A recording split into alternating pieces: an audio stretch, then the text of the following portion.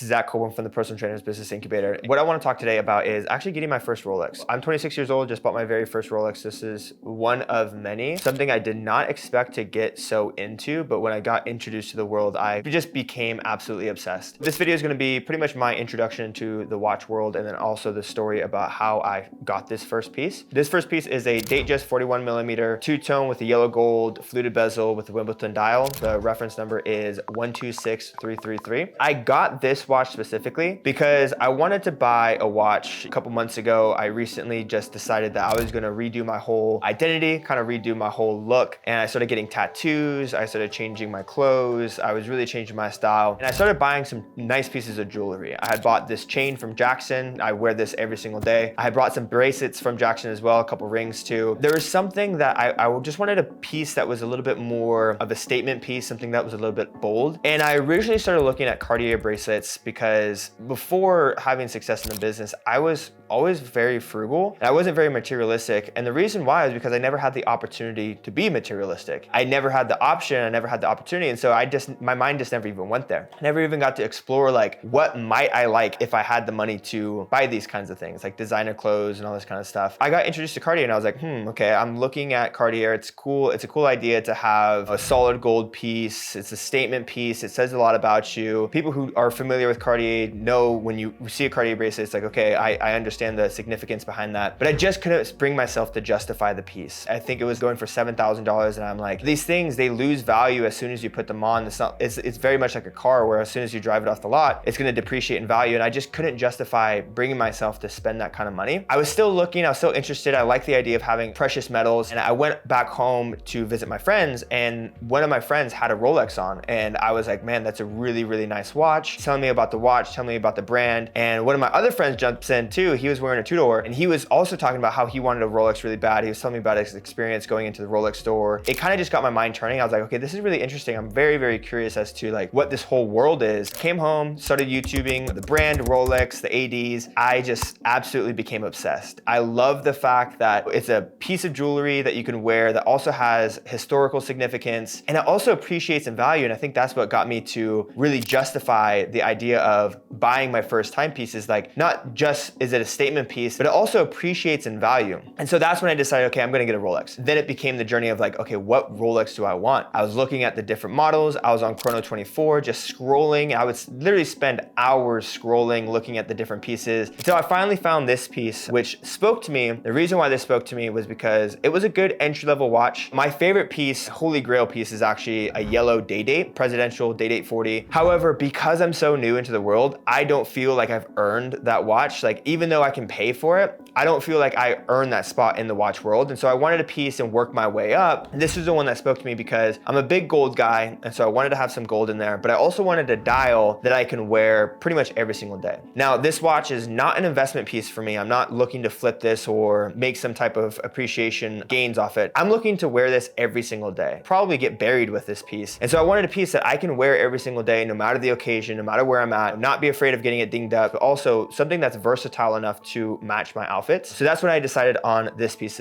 specifically. Now, this was back in July when I finally decided, okay, this is the piece. I had heard stories about the ADs, about how they take forever, if there's a wait list, if there's not a wait list, what that situation is. And so I want to talk to you about my experience with the ADs and how I actually got this piece. Now, I'll tell you right now, I did not get this piece from the AD. I actually have a really cool story about how I got this piece, but I do have some experience with the AD. When I was in San Diego, I had gone into the AD and it was, honestly guys, I was very nervous. I was really, really nervous. I don't know why. It was just like walking into a tattoo shop for your first time. I was with my girlfriend and I was like, man, I feel like an imposter walking in here. I feel like I don't belong here. I feel like I haven't earned a spot, but I did it. I walked in, I met one of the reps and she was really great. She asked me what I wanted. She took my name down. She took the order down. She pretty much just put it on a white piece of paper, slipped it into an envelope and said, okay, cool. We'll give you a call. Well, that was easy. And it was literally like 5 minutes. I'm like, is that it? Like, you don't have any questions for me? You don't want to like And I was too nervous to continue the conversation. So I was like, all right, that's it. And I walked out and I was like, there has to be more. Like I have to be missing something. It can't just be that quick. I thought I did something wrong. Lo and behold, I went home. I waited a couple weeks, and 2 weeks later, the AD texted me. She says, hey, Zach, thank you for coming in the shop. I have your order down. I'll let you know when it comes in. And so the fact that I got a text message back from the AD meant that I was probably in some type of good standing. However, where I think I messed up was that I was a little bit too picky in what I wanted. They didn't have any answers. I asked, how often do these comes in? They're like, yeah, we get them, but like, you never know what we're gonna get. We only find out what we're gonna get as soon as it comes in. We don't really know. We can't give you an answer. And so I was kind of just in the waiting room for a couple months. She would text me every now and then, say, hey, Zach, I have this date just in. Are you interested? And I would say, no, it's not the one I want, because for my first piece, I wanted the specific one that I wanted because I want to wear this thing every single day. So I was very, very picky. So I kept turning some watches down, and eventually just got to a point to where I actually ended up moving from San Diego. I kept my connection there. I still text her every now and then just to see if something comes up, and she'll text me back and say, hey, the watch you're looking for isn't in. Then when I moved to Vegas, there ended up being 3 AD shops here. I went into all 3 doing the same exact thing. I've gone into each one twice, and I've met with different reps every single time asking for this specific watch. Some ADs were really great. Some ADs gave me their phone number as soon as I walked in. Some ADs had me try on a bunch of different watches. I went in with my girlfriend. It was a blast because they had her trying on watches. They were introducing her to the watch world. We were looking at lady watches. She got the bug bite too. And then some ADs weren't so great. Some ADs were very much in and out. What's your name? Okay, cool, whatever. Some ADs I didn't get any kind of contact from. No emails, no text messages, no nothing. When it comes to dealing with the ADs, I think that you just have to go in there as much as possible and meet as many different ADs as possible. So that way you can find that AD that's gonna click well with you. And now I'm at the point to where there's 2 specific ADs. I think I've met with about 6. There's 2 that I'm like, okay, you're really awesome. I feel like you're gonna take great care of me. If I'm gonna buy a watch through Rolex, I'm gonna buy it through you. However,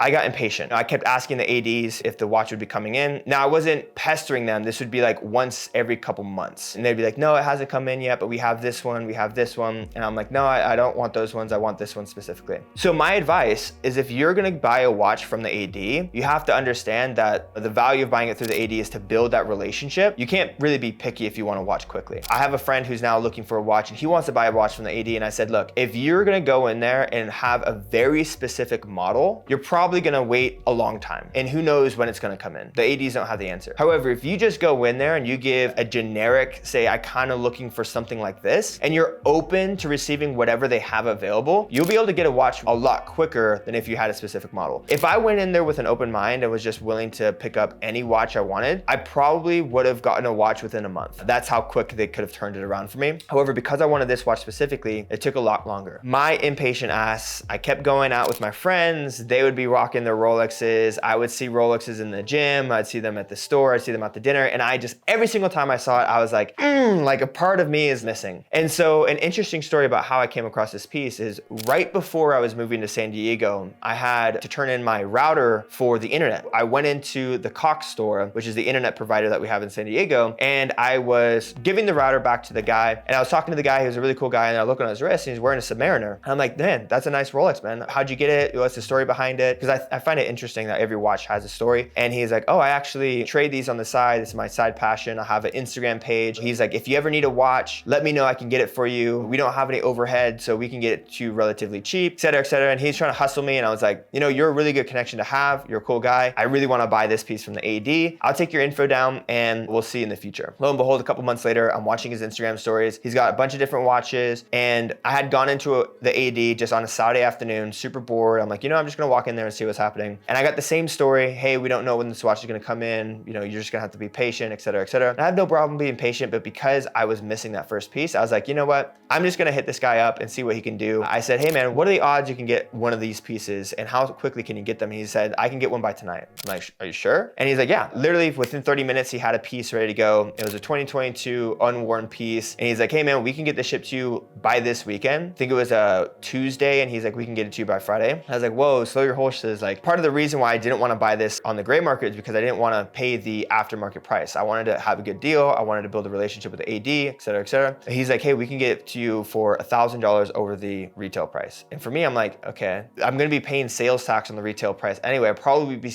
paying the same amount of money, and I can have this watch by this weekend. And so I said, you know what? The trade-off is that I don't build a relationship with the AD. I don't have my name in their system. I'm paying an aftermarket aftermarket price. However, I'm only paying $1,000 more than I would have that piece by this weekend, and I get to help a friend that I met and establish a relationship there. Well, he got the piece, we got it sent to someone in Vegas, and I went and picked it up at a location from this guy in Vegas. So it was a third guy. When I met up with him, he was a super cool dude. We were talking. He's a car guy, he's a watch guy, he's a young dude. And I'm like, dude, I just moved to Vegas. Like, I'm looking for friends. He's like, dude, hit me up anytime. That night, I invited him out to the bar. Me and my friends were in town. We went out. I was like, dude, we're gonna go out. You should come grab a drink with us. He came out. We had drinks. We partied. We were talking about watches. He got all my friends' numbers. They're talking about getting him watches too. And so it was really, really cool that part of the reason why I wanted to get this watch from an AD was to establish a relationship. However, I established with a relationship with someone who is now potentially a closer friend than any AD would be. I'm super stoked with the purchase. I have not regretted it at all. It's probably the best money I've ever spent on myself. I have zero regrets. And I'm even thinking about like getting my girlfriend a piece, getting my brother a piece. I want everybody to experience this just because it feels so good. It's so fun. And when you're going out with your friends, you guys all have your pieces on. You just feel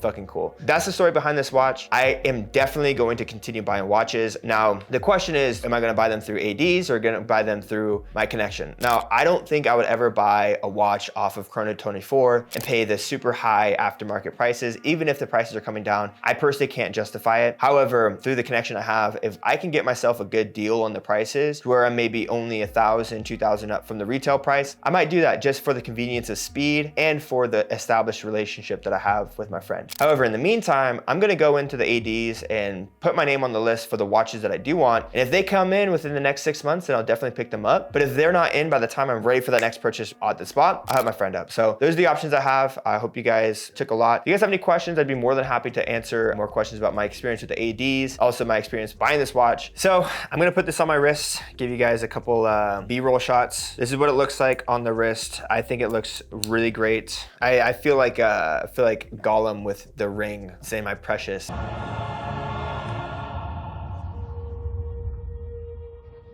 I'm obsessed and I want more, and this is just the start of a very, very long journey. This is the piece, like I mentioned, I'm probably gonna wear until I die. And if you guys have any questions, please feel free to comment them down below. The watch world is new to me, but it's definitely something I'm very interested in. If you guys wanna follow me on Instagram, it's just Zach Colborn, ZAKKCOLBORN. But until then, guys, I'll let you guys know when I get my next piece. Peace.